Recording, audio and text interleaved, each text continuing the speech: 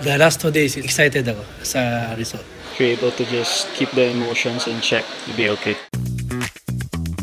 Same lang, driving it okay. Nag-struggle lang ako dun sa second 9 ko, but okay naman yung score sa end of the round.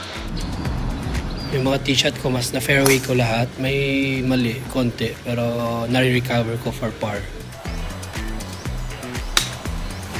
So fairways were rolling a lot more, so just taking advantage, hitting the low stinger shots, just getting it on the fairway. Yung putting, medyo nakuha ko yung feel ng green. That's why mas napapat ko ng maayos ngayon kaysa kahapon. See, pars probably had like 4 or 5, and then putts mga 29 or 30. Ang panty ako, kasi nakabalik ako sa momentum ko. Nag-skip ako ng dulang tournaments kasi may inayos lang ko sa golf game ko. Ngayon, nagka-opportunity. So, the last 2 days is excited ako sa result.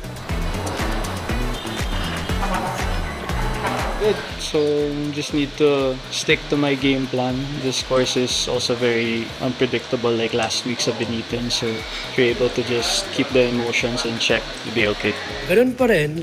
Ganun pa rin yung pace. Kailangan fairway pa rin. Kasi mahirap talaga yung marpara. Tee shot is the key and then putting. Yan pa rin. Maintain lang.